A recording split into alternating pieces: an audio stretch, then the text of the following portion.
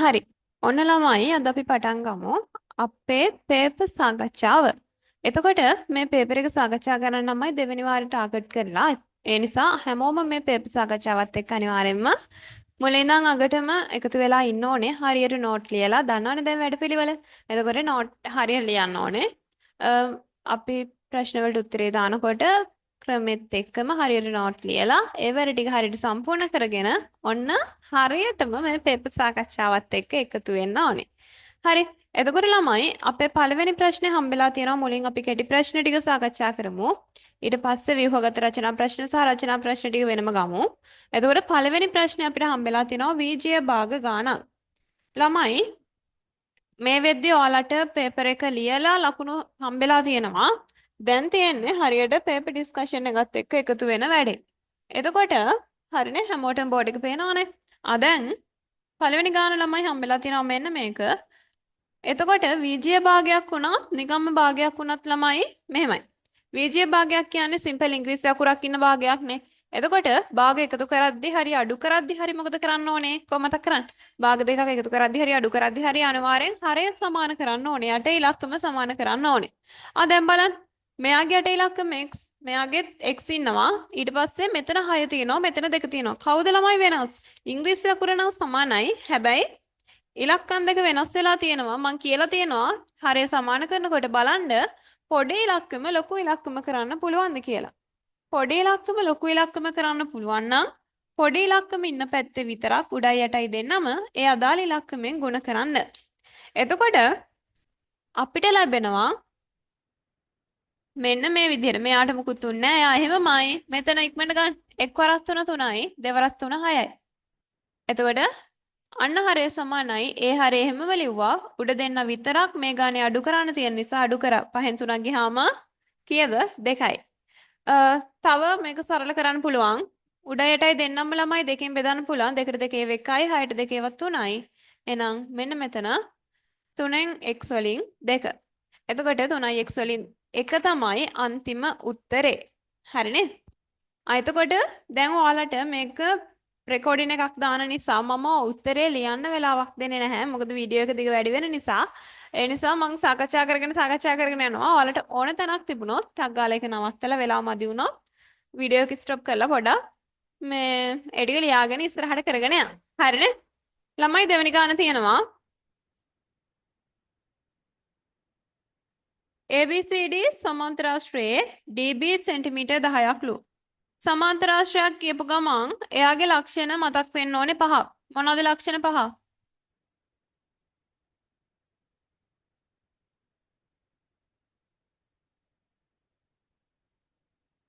මොනවද ළමයි ලක්ෂණ 5 ටක් ගාලා ලියා ගන්න. මම මේක අඳිනකම් ඔයාලා ලක්ෂණ ටික ලියා ගන්න. ඔන්න සමාන්තරාශ්‍රයේ ලක්ෂණ. මේවා ලියවලා තියෙනව ආයෙ ලියමු. කලින් ලියලා තියෙනවා කියලා නෝට් ලියන්න නැතුව ඉන්න බෑ. ලියන්න සම්මුඛ පාද සමානයි. සමාන්තරාශ්‍රයේ ලක්ෂණ සම්මුඛ පාද සමානයි. සම්මුඛ කෝණ සමානයි.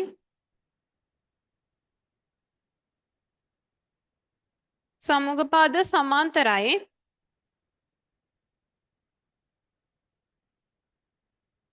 සම්මුඛ පාද සමාන්තරයි. විකර්ණ දෙකක් ඇත. විකර්ණ දෙකක් ඇත.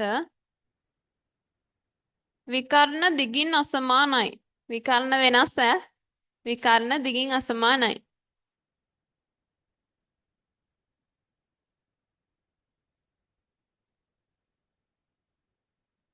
විකර්ණ සමච්ඡේදනය වේ.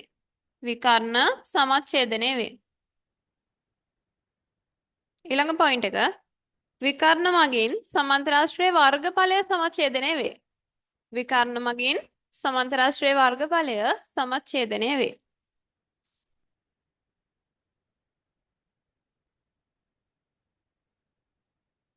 අන්තිම පොයින්ට් එක වැඩිපුර එකක්. ඒක ලියලා දාමු. විකර්ණයක දෙපස පිහිටි ත්‍රිකෝණ වර්ගඵලයෙන් සමාන වේ. විකර්ණයක දෙපස පිහිටි ත්‍රිකෝණ දෙක වර්ගඵලයෙන් සමාන වේ. විකර්ණයක දෙපස පිහිටි ත්‍රිකෝණ දෙක වර්ගඵලයෙන් සමාන වේ. ඔන්න වැඩේ බලන්න. ළමයි සම්මුඛ පාද කියන්නේ මේ එකිනෙකට මුහුණලා ඉන්න පාද තමයි සම්මුඛ පාද කියන්නේ.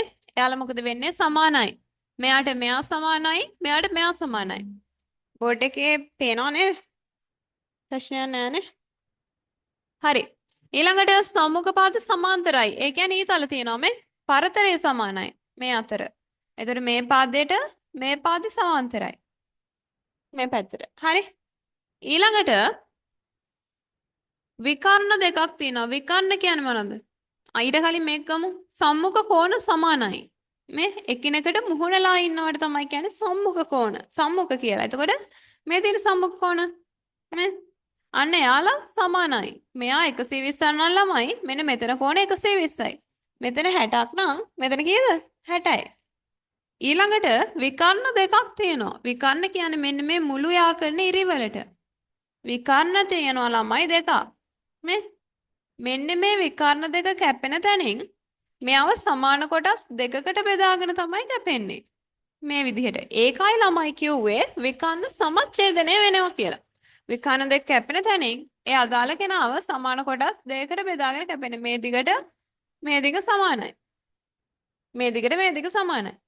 ඊළඟට හැබැයි මේ විකර්ණ දෙක දිගින් වෙනස්. ඔන්න බලන්න.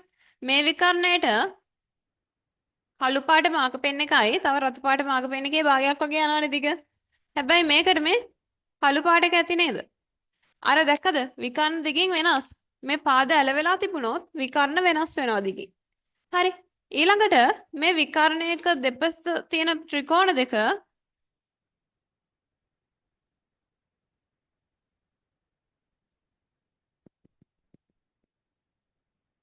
විකර්ණයක මේ දෙපස පිහිටි ත්‍රිකෝණ දෙක වර්ගඵලයෙන් සමානයි.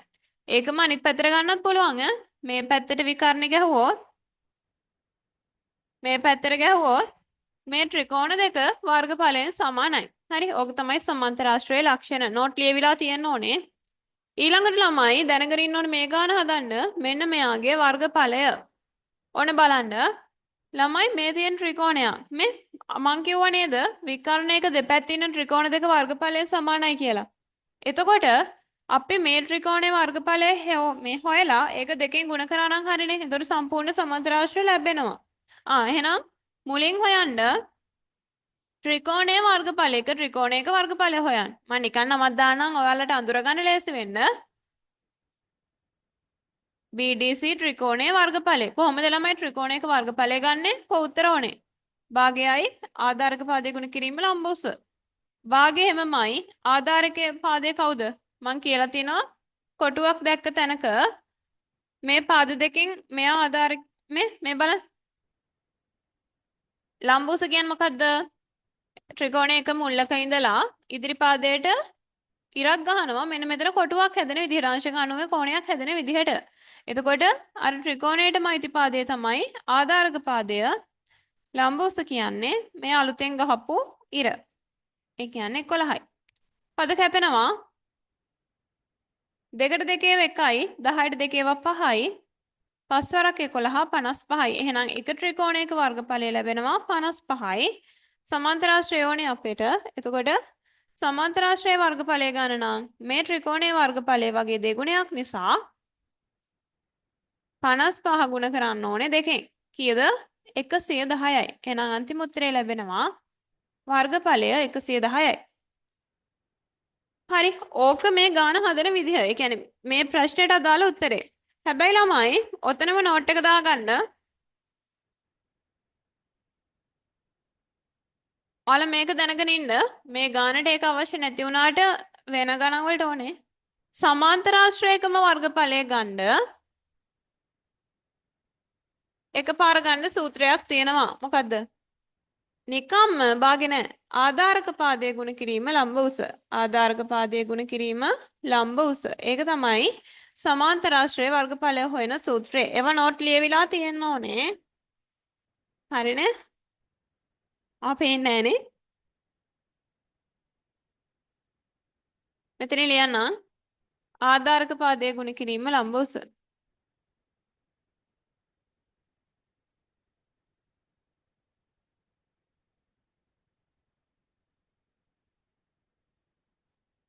හරි. ඊළඟට ඊළඟ ගානයන් 3.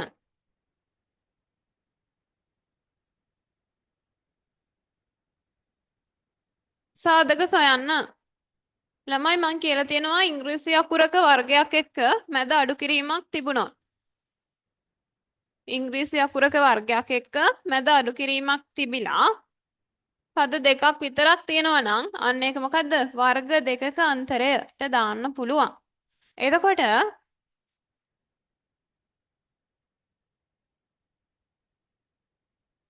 වර්ග දෙක අන්තරයට දානකොට මොකද වෙන්න ඕනේ? හැම පදයක්ම වර්ග වෙන්න ඕනේ. හැමෝම වර්ග වෙලා තියෙන්න ඕනේ. මැද අඩු කිරීමක් තියෙන්න ඕනේ. හැමෝම වර්ග වෙලා තියෙන්න ඕනේ. එහෙම වර්ග වෙලා නැත්තම් මොකද කරන්නේ? වර්ග කරන්න පුළුවන්ද කියලා බලන්න ඕනේ. හරි? එහෙමත් බැයි නම් හැමෝම වර්ග කරන්න බැයි නම් රටා 3යි නෝකේ තියෙන්නේ රටා 3ම කරලා තියෙන්නේ. හැමෝම වර්ග කරන්න බැයි නම් මොකද කරන්න ළමයි? දෙන්නටම පොදු කෙනාව එළියට අදින්න ඕනේ.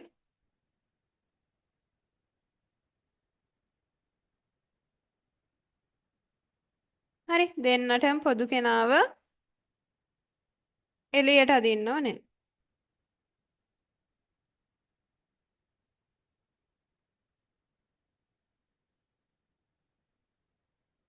එතකොට මොකද ගන්න අපේ 18යි x වර්ගය අඩු කිරීම මොකක්ද තියෙන්නේ 8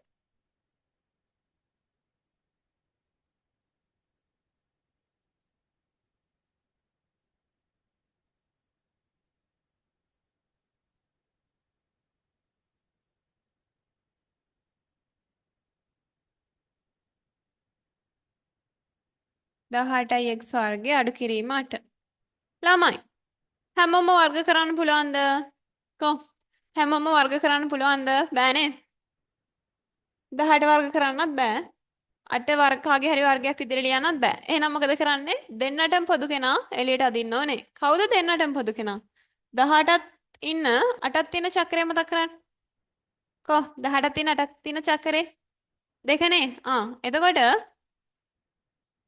දෙක එළියට අදින්න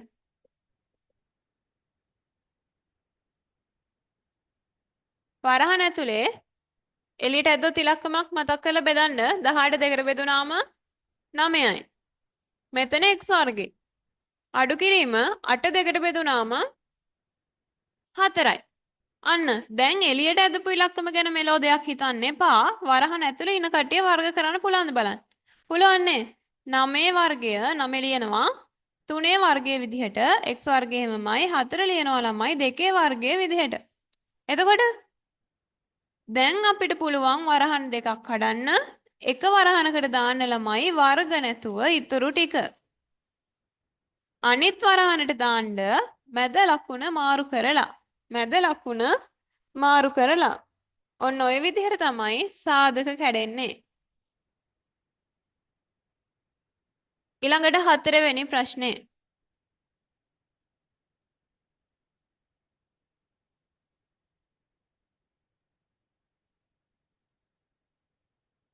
හදාගන්න ටක් ගන්න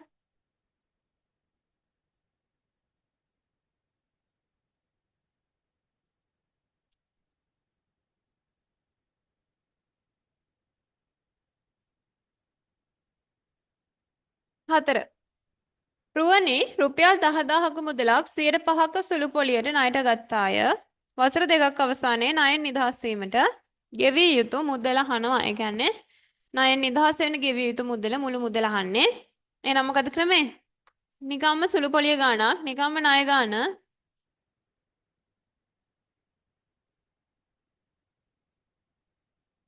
ප්‍රතිශතයෙන් ගුණ කරන්න 100% යන ළමයි නිකම්ම 100න් 5යි. වසර දෙකකටලු එහෙනම් මේකත් දෙකෙන් ගුණ කරන්න. එතකොට ලැබෙන සුළු පොලිය ගානකදී නම් ළමයි මොකද්ද? නිකම්ම මුළු පොලියක්. ඉස්සෙල්ලාම හොයන්න අපි මුළු පොලියක්. බින්දු ටිකට බින්දු ටික කැපෙනවා. එක ගණන් ගන්න නෑනේ. පස් වරක් 2 10යි. අගට බින්දු 1යි 2යි. එහෙනම් මේ ලැබෙන්නේ මුළු පොලිය. පොලිය කීයද ලැබෙන්නේ? 10000යි. sorry පොලිය 1000යි. පොලිය ලැබෙනවා අපිට 1000ක්. එතකොට මුළු මුදල හොයන්න නම් මොකද කරන්නේ? අර 10000ට ඒ කියන්නේ ණයට ගත්තු ගානට මෙන්න මේ පොලිය එකතු කරන්න.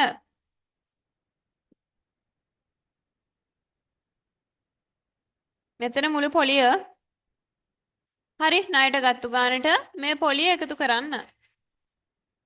එතකොට 10000යි 1000යි කීයද? 11000යි. එහෙනම් අන්තිම උත්තරේ එන්න ඕනේ 11000.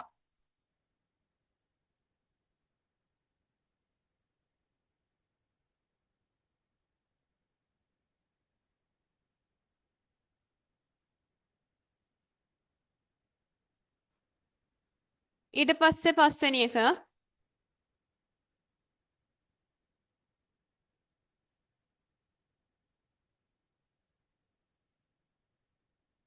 ABC ත්‍රිකෝණයේ ඔන්න ත්‍රිකෝණයක් දීලා තියෙනවා.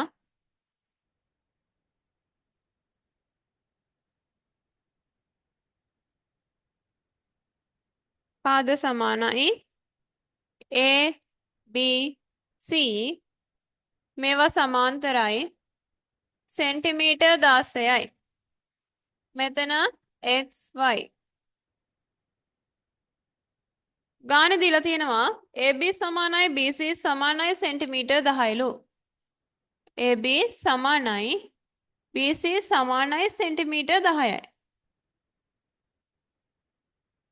BXY ත්‍රිකෝණයේ පරිමිතිය BXY ත්‍රිකෝණයේ පරිමිතිය කො BXY යන්නේ මේ පොඩි ත්‍රිකෝණයේ පරිමිතිය මොකක්ද ළමයි මේ එක පාදයක් එක්ක සමාන්තර රේඛාව දැක්කොත් මොකද මතක් වෙන්න ඕනේ මධ්‍ය ලක්ෂ ප්‍රමේයද ප්‍රමේය විලෝමයද එක පාදයයි සමාන්තර රේඛාවයි මොකද මධ්‍ය ලක්ෂ ප්‍රමේය විලෝමය ඔන්න පාද දෙකක හරි මැද එතකොට ප්‍රමේය එක පාදයක හරි මැදයි සමාන්තර රේඛාවේ ගත්තොත් ප්‍රමේය විලෝමය හරි ඒකේ මොකද්ද වෙන්නේ එක පාදයක හරි මැද ඉඳලා තවත් පාදයකට සමාන්තර වෙන්දොත් රේඛාවක් අන්න එයාගෙන් කලින් තිබ්බ පාදේ ළමයි සමාන කොටස් දෙකකට බෙදලා යනවා.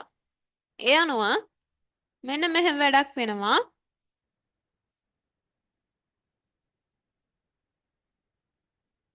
මෙන්න මෙයා සමානව බෙදෙනවා. එතකොට මෙතන 16යි. ඊට පස්සේ මේ දිග වගේ මෙන්න මෙයා මොකක් වෙනවද? භාගයක් වෙනවා. මෙතන 16යි නම් එයාගේ භාගය ළමයි සෙන්ටිමීටර් 8යි. AB සමානයි සෙන්ටිමීටර් 10ලු. ඒ කියන්නේ මේ ඔක්කොම ටික සෙන්ටිමීටර් 10 නම් මේ එක පාදයක් කීයද ළමයි? 5යිනේ. ඇයි බෙදෙනවනේ. එතකොට ඊට පස්සේ කියනවා BC 10යිලු. ලේසියින වැඩේද? එතකොට BC 10යිලු. එහෙනම් එක පාදයක් කීයද? 5යි. මේකත් 5යි. දැන් අපිට ඕන කෙනාගේ පාද තුන ඇවිල්ලානේ. BXY ත්‍රිකෝණයේ පරිමිතිය මොකක් ගන්නද ඕනේ? 5 එකතු කිරීම වටේ දිග 5 එකතු කිරීම 5 එකතු කිරීම 8. අන්තිම උත්තරය ලැබෙන්න ඕනේ සෙන්ටිමීටර් 18යි. අංක 6.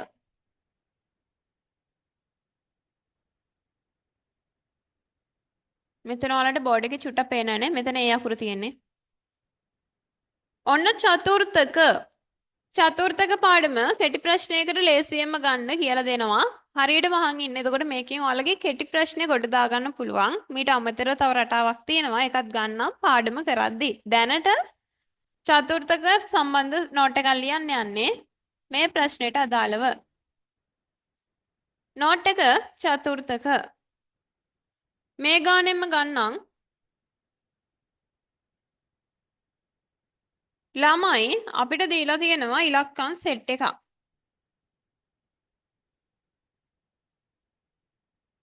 හරි. ඉලක්කම් ටිකක් දීලා තියෙනවා. ඔන්න චතුර්ථක හොයනකොට චතුර් කියන්නේ මොකක්ද ඉලක්කම සිංහලෙන්? ඒක නම් 1. ද්වි කියන්නේ 2. ත්‍රි කියන්නේ 3. චතුර් කියන්නේ එහෙනම් 4. එතකොට චතුර්ථක කියද්දී අපි හැමතිස්සෙම මේවා බෙදන්න ඕනේ 4ට. හරිද? චතුර්ථක කියන එක්කෙනාගේ සංකේතය තමයි Q capital Q. එතකොට ඔන්න මෙන්න මේ වගේ දත්ත ටිකක් දුන්නාට පස්සේ දත්ත කියන්නේ සංඛ්‍යා ටිකක් දුන්නාට පස්සේ ඉලක්කම් ටිකක් දුන්නාට පස්සේ අපි මේ අපිට පුළුවන් මේකෙන් ප්‍රශ්න චතුර්ථක සම්බන්ධව Q1 කවුද? ඒ කියන්නේ පළමු චතුර්ථකය කවුද? Q2 කවුද? දෙවන චතුර්ථකය කවුද? ඊළඟට Q3 කවුද? තෙවන චතුර්ථකය කවුද? සහ අන්තශ චතුර්ථක පරාසය කවුද කියලා අහන්න. අන්තශ චතුර්ථක පරාසය කවුද කියලා අහන්න පුළුවන්. එතකොට Q1 කියන්නේ ළමයි Q1 එක කියන්නේ පළමුනේ Q කියන්නේ චතුර්ථක. එහෙනම් Q1 කියන්නේ කවුද? පළමු චතුර්ථකය.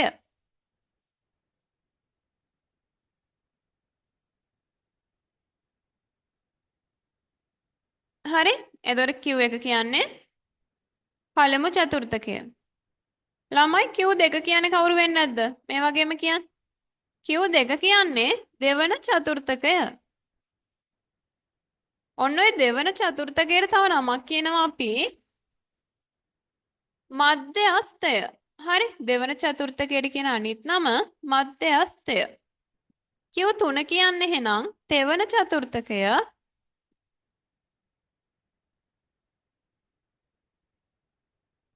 හරි? එතකොට ඊළඟ අන්තශ චතුර්ථක පරාසය. ඔන්න චතුර්ථක ගානක් හදන්න කලින් මුලින්ම කරන්න ඕන වැඩේ තමයි මෙන්න මේ දීලා තියෙන දත්ත ටික ආරෝහණය වන පිළිවෙලට හදන්න. හරි? මොකද කරන්නේ? දීලා තියෙන දත්ත ටික ආරෝහණය වෙන පිළිවෙලට හදන්න ඕනේ. එතකොට බලමු හදන්න. පොඩි එක්කෙනාගේ ඉඳන් ලොකු එක්කෙනාට ලියන් යන්න බලන්න. කවුද පොඩිම? 22. ඊළඟට පොඩි. ඊළඟට ලොකු 22 24. ඊට පස්සේ 25 ඉන්නවා. 30 31 33 35. හරිද? 1 2 3 4 5 6 7. 1 2 3 4 5 6 7. හරිනේ? ඊට පස්සේ කරන වැඩේ තමයි ලේසියෙන් වැඩක් කරන්න තියෙන්නේ. මුලයි අගයි ඉලක්කම් ටික කපන්න. ඒ කියන්නේ මේ මුල එක්කෙනාට අග එක්කෙනා. මුල අග. ඔන්න ඔහම කපාගෙන එන්න. ඊට පස්සේ එහෙම ආවට පස්සේ මැදට ඉතුරු වෙන කෙනා තමයි තනි ඉලක්කමක් ඉතුරු වුණොත් එයා තමයි ළමයි කෙලින්ම උත්තරේ.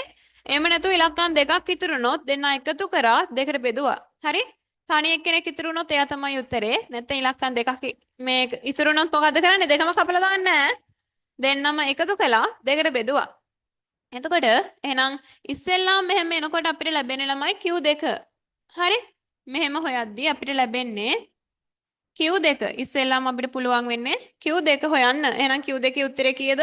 30යි. ඊට පස්සේ ළමයි මේ Q2ට ඉස්සරහින් ඉන්නෝනේ ඉලක්කම් සෙට් එකක්. අන්න එයාලගෙන් ආපහු මුලයි අග කපන්න. මුලට අග. එහෙම කපනකොට ඉතුරු වෙන කෙනා තමයි උත්තරේ.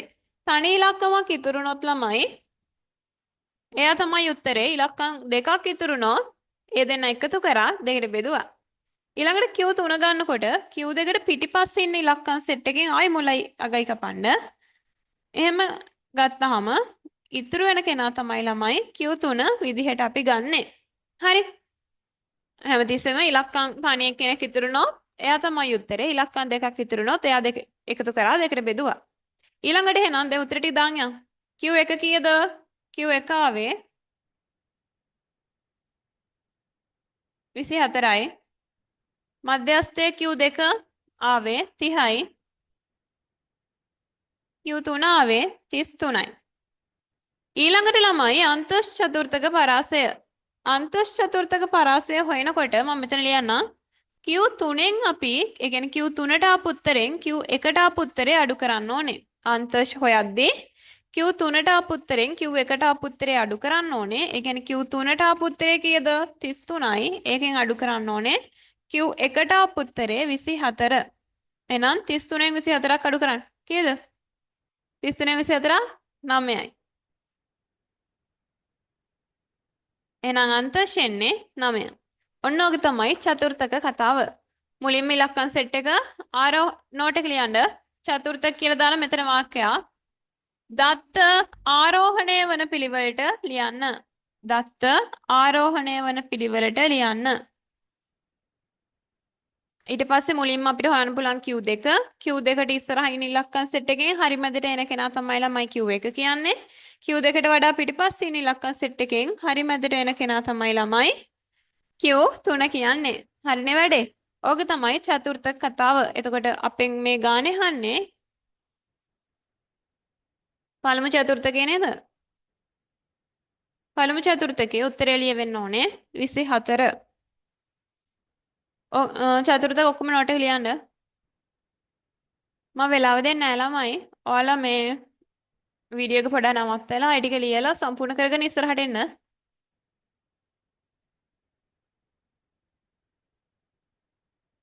ඊට පස්සේ 7 වෙනි එක. පළමු පදයේ 3ද දෙවන පදයේ 6ද වන ගුණෝත්තර ශ්‍රේණියක 4 වන පදයේ. අන්න ගුණෝත්තර වල සූත්‍රය මොකද්ද? TN සූත්‍රය. ගුණෝත්තර වල සූත්‍රය ළමයි TN සමානයි AR n ඍණ 1. ඕක තමයි සූත්‍රය. මේකේ TN කියන්නේ n වන පදය. නැත්තම් පොදු පදය ඕන එකක්. ඒ කියන්නේ ළමයි පළමු පදය. මේවා නෝට් කරන්න නෝට් ලියන්න ඕනේ. ඊළඟට R කියන්නේ පොදු අනුපාතය.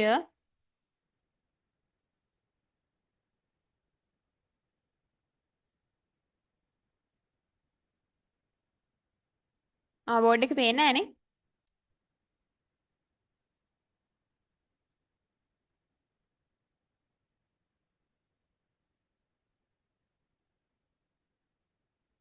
දැන් හරියනේ. පොඩියට ලියන්න මෙතන A මෙතන R. හරි නේද? හරි හරි. ඊළඟට මෙයා පොදු අනුපාතය. ඊළඟට සිම්පල් n කියන්නේ පද ගණන. එච්චරයි. එතකොට පොදු අනුපාතය ගන්න නම් නිකං සංඛ්‍යා රටාවක පොදු අනුපාතය ගන්නෙ මෙන්න මෙහෙම. ඔන්න බලන්න. ඔන්න කෙනෙක් ඉන්නවා මෙන්න මෙයා. ගුණෝත්තර කියන්නේ ළමයි එක්කෝ මොකක් හරි එක ඉලක්කමකින් කැමති ඉලක්කමකින් ಗುಣ වෙවි හරි බෙදි බෙදි හරි හැදෙන සංඛ්‍යා රටාවක් තමයි ගුණෝත්තර ශ්‍රේණියක් කියලා කියන්නේ. ශ්‍රේණිය කියන්නේ සංඛ්‍යා රටාවට කියන සමාන පදයක්. හරි. එතකොට පොදු අනුපාතය ගන්නෙ මොකද කරන්නේ? පොදු අනුපාතය සමානයි එක ළඟ ඉන්න දෙන්නෙක් තෝරගෙන එයාගේ පිටිපස්ස ඉලක්කම මෙයා තමයි පිටිපස්ස. මේ මං තරුවක් දැම්ම පිටිපස්ස කෙනා. ඊට ඉස්සරහා තමයි පෙරපදය. එතකොට පසුපදයේ බෙදන්න ඕනේ අර පෙරපදයෙන්. පසුපදයේ බෙදීම පෙරපදයේ. ඒ කියන්නේ පිටිපස්සේ ඉන්නේ 10 ඉස්සරහා ඉන්නේ 5 10 පාඩ බෙදුනාම 2යි. ඒ කියන්නේ ළමයි නිකන් රටාව වැඩි වේගෙන වගේ යනවනම් අපිට මේමනේ ඔන්න දෙන්නෙක් බැලුවාම පොඩක් මතක් කරන්න මෙයා කීයෙන්ද ගුණ වෙලා තියෙන්නේ. එතකොට ටක් ගාලා දැන් 5 දෙකෙන් ගුණ වුණාමනේ ළමයි 10 ලැබෙන්නේ. එතකොට ඒක ಗುಣ වෙලාද බෙදිලාද කියලා හොයාගන්නේ රටාවේ එන්න වැඩි වෙලා නම් ඒක ಗುಣ වෙලා තියෙන්නේ. රටාවෙන් එන්න අඩු වෙලා නම් ඒක බෙදිලා තියෙන්නේ. ඒ අදාළ ඉලක්කමේ. හරි. මේ අමතර දේවල් මේවා ලියන්න නෝට් එක වෙනම පිළිවෙලට හැදිලා තියෙන්න ඕනේ පොත් ටික බලනකොට. ඊළඟට තාම ගාන ගත්තේ නැහැ.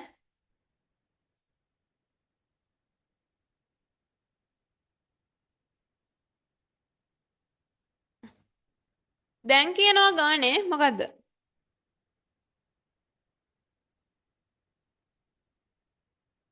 පළමු පදයේ 3ද දෙවන පදයේ 6ද වන ගුණෝත්තර ශ්‍රේණියක 4 වන පදයේ සොයන්න.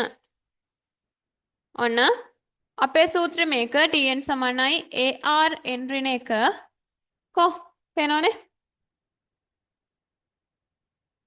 පළමු පදයේ කීයද?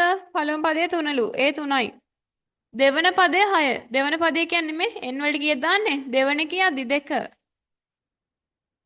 R දන්නේ නැහැ. ඊළඟට n වලට කීයද දාන්නේ? 2 මේ. ඒක හොයාගන්න ළමයි මෙතනින්. දෙවන පදයේ දීලා තියෙනවා 6යි. ළමයි දෙවන පදයේ සංකේත කවුද? පළමු පදයේ T1, දෙවන පදයේ T2, තුන්වන පදයේ T3. අන්න ඒ වගේ. එතකොට T2 තමයි 6. මේ n අකුර විදිහටනේ මෙතන මෙයා හැසිරෙන්නේ 2 ඉන්නේ. එහෙනම් n වලට කීයද දාගන්න මේකේ? 2. n තියෙන තැනට 2 දාලා ගාන හදන්න තියෙනවා. දැන් අපි දන්නවා T2 කියන්නේ 6යි. මෙතන සුළු කරන්න. 2න් එකක් 1යි. 1යි කියන්නේ මොකුත් වෙනසක් නැහැනේ. බලයක් විදියට ලියන්න ඕනෙත් නැහැ එක නම්.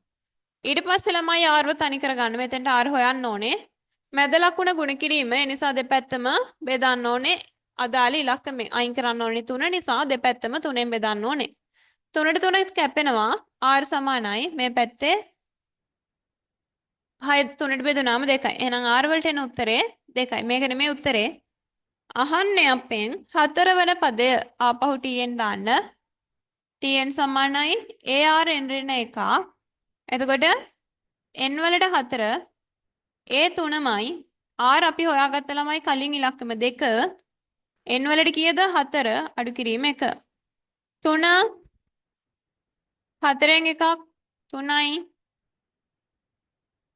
දෙකේ තුන්වෙනි බලය කෝ දෙකේ තුන්වෙනි බලය දෙකේ ඉලක්කම තුන් පාරක් ලියලා ගුණ කරන්න දෙකේ තුන ගන්න එහෙමනේ දෙක ඉලක්කම තුන් පාරක් ලියවා ගුණ කළා දෙවරක් දෙක 4යි 4ට දෙක 8යි එහෙනම් 8යි මැද වෙන් කරන්නේ ගුණ කිරීමෙන් එහෙනම් 3 වරක් 8 24යි T4 කියන්නේ ළමයි 24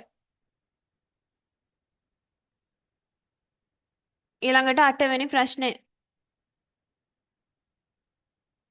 කෙටි ප්‍රශ්න 10ක් කරලා ඔයාලට පළවෙනි වීඩියෝ එක අප්ලෝඩ් කරන්නම් ඊට පස්සේ ඊතුරු ප්‍රශ්න ටික අපි සාකච්ඡා කරමු නැත්නම් වීඩියෝ එක දිග වැඩි වෙද්දී ඔයාලා බලන්නෙත් නැහැනේ කොහොමද 8 වෙනි එක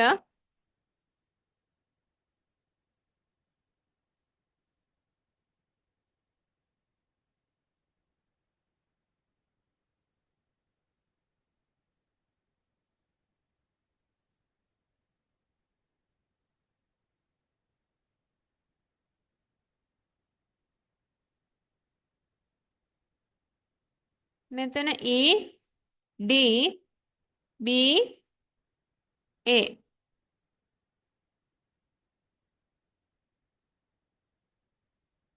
මේ පාද සමානයිලු AB යන වෘත්තයේ විස්කම්භයක් නම් අන්න වැඩේ විස්කම්භයක් මොකද්ද වෘත්ත ප්‍රමේය විස්කම්භයක් පරිධියත් එක්ක හදන කෝණයේ අංශක 90යි එතකොට මොකද වෙන්නේ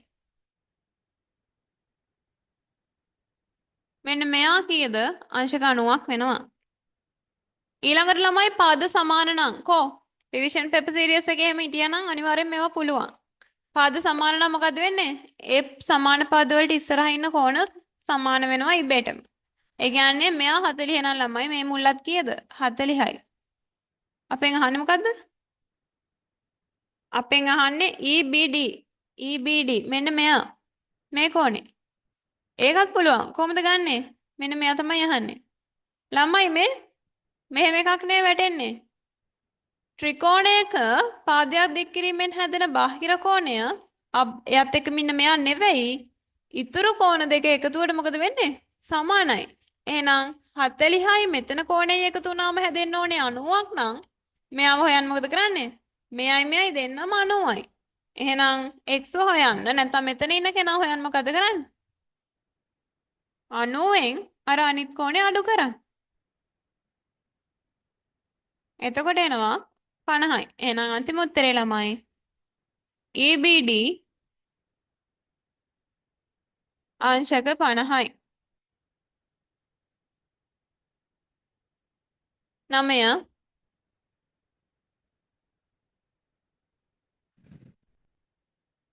කුඩා පොදු ගුණාකාරය තියෙන්නේ ලේසි ගාන මං කියලා තියෙනවා කුඩා පොදු ගුණාකාරය හොයන කෙටි ක්‍රමේ ඕනම ගානක් ලේසියෙන් ලියන්නේ මේකෙන්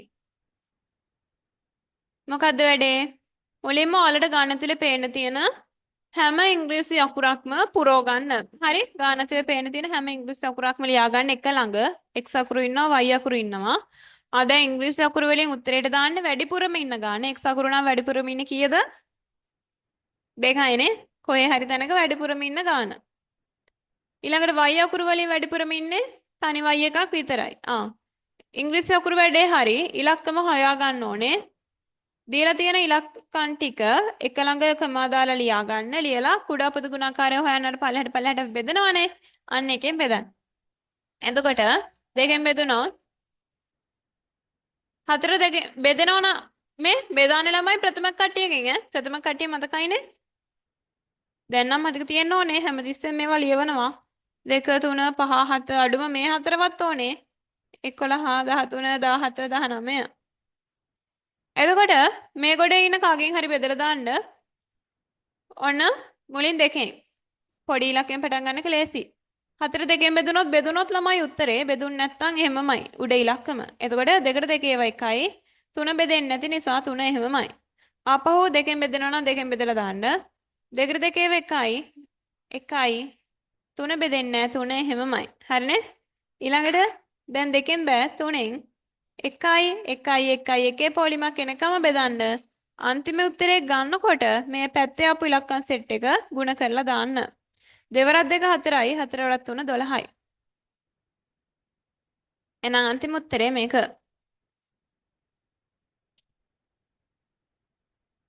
ඊළඟට 10 වෙනි ප්‍රශ්නේ.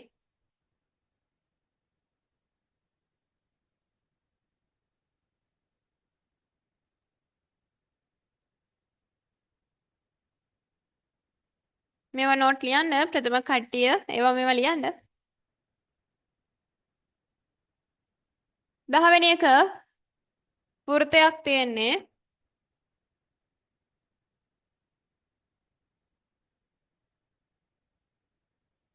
මේ කේන්ද්‍රය මෙතන 120යිලු. මෙන්න මෙයා 35යිලු. මෙතන වයිලු. ළමයි මම ඔක මේ කැටි ක්‍රමයක් කියලා තියෙනවා මතක තියාගන්න. මොකද්ද? එක්කෙනෙක් හරි මැද එක්කෙනෙක් දාරේ නම් අනිවාර්යෙන් හරි මැද එක්කෙනා දෙගුණයක්. එක්කෙනෙක් හරි මැද එක්කෙනෙක් දාරේ නම් අනිවාර්යෙන් හරි මැද එක්කෙනා දෙගුණයක්. එහෙනම් මෙයාගේ භාගය තමයි ළමයි මෙන්න මෙතෙන්ට සෙට් වෙන්නේ. කීයද? 120 භාගය 60යි. ඒක ඔයාලා පුරවන්න ඕනේ හිතලා. හිතලා කියන්නේ ප්‍රමේය මතක් කරලා. එතන මෙතෙන්ට 60යි. ඊළඟට ළමයි අපිට වයිව හොයන්න නම් මෙන්න මේ කෝණේ දැනගත්තොත් මේ කවුද මේ හැඩේ? පාද 4ක් තියෙන කෙනා කවුද ළමයි? චතුරස්‍රයක්. චතුරස්‍රයක අභ්‍යන්තර කෝණවල එකතුව කීයද? අභ්‍යන්තර කෝණ 4 එකතුව. කව? චතුරස්‍රයක අභ්‍යන්තර කෝණ 4 එකතුව 360යි. දැන් ඊට ඒ වගේම මෙන්න මේ තනි තිතක් වටේට තියෙන ලක්ෂයක් වඩා පිට කෝණවල එකතුව කීයද? ඒ 360යි. එහෙනම් මෙයාව ගන්න මොකද්ද කරන්නේ? මෙයා 120යි නම් ළමයි මෙන්න මේ කෝණේ මට හොයන්න ඕනේ. මොකද්ද මම කරන්න ඕනේ? මෙයාව ගන්න නම් 360න් 120ක් අඩු කරන්න. එතකොට කීයද? 240යි. ඒක දාගන්න මෙතෙන්. දැන් ආපහු මොකද කරන්නේ? 360ට සමාන කරන්න තියෙනවා. y එකතු කිරීම 35 එකතු කිරීම 240 එකතු කිරීම 60 සමානයි 360යි. හේතුව චතුරස්‍රයක අභ්‍යන්තර කෝණ 4 එකතුව 360යි. මොකද්ද? චතුරස්‍රයක ලියන්න හේතු මේ චතුරස්‍රයක අභ්‍යන්තර කෝණ 4 එකතුව 360යි. මෙතන චතුරස්‍රයක මං කෙටියෙන් දාන්නේ. ඔහොම ලියලා බෑ. ඔයාලා ලියන්න. අභ්‍යන්තර කෝණ 4 එකතුව. ඔන්න දැන් මොකද කරන්නේ? වයිව තනි කරන්න ඕනේ. ඉලක්කම් සෙට් එක එකතු කරගන්න මේ පැත්තේ ඉන්න 240යි 60යි. උත්තර දෙන්න ටක් ගාලා කො 240යි 60යි 300යි 300යි 35යි 335යි. එහා පැත්තේ 360යි. වයිව තනි කරන්න ඕනේ. 335 එහා පැත්තට ධන 335 එහා පැත්තට පැනනොත් ඍණ 335ක් වෙනවා.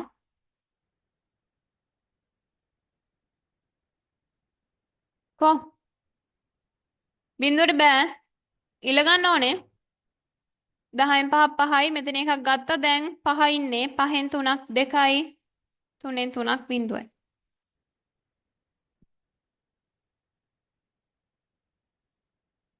අන්තිම උත්තරේ y වලට 25යි.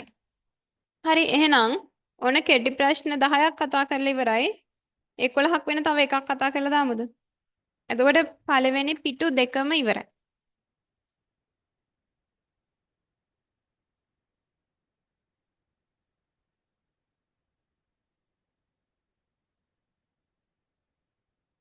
ඔන්න ඊළඟ එක ලේසි ගානක්.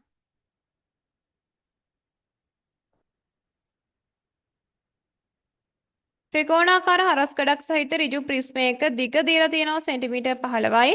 මෙම ප්‍රිස්මයේ හරස්කඩ වර්ගඵලය දීලා තියෙනවා 10යි නම් පරිමාව. ළමයි ප්‍රිස්මයේ පරිමාව හොයන්න කොහමද? හරස්කඩ වර්ගඵලය ගුණ කිරීම උස. නැත්නම් හරස්කඩ වර්ගඵලය ගුණ කිරීම දිග. දිගයි උසයි දෙකම එකයි. හරස්කඩ වර්ගඵලය ගුණ කිරීම උස. පරස්පර වර්ගඵලය දීලා තියෙනවා ළමයි සෙන්ටිමීටර් 10යිලු. වර්ග සෙන්ටිමීටර් 10යිලු. ප්‍රිස්මේ දිග කියන්නේ තුසටම තමයි 15යි. දෙන්න ගුණ කරාම 150යි.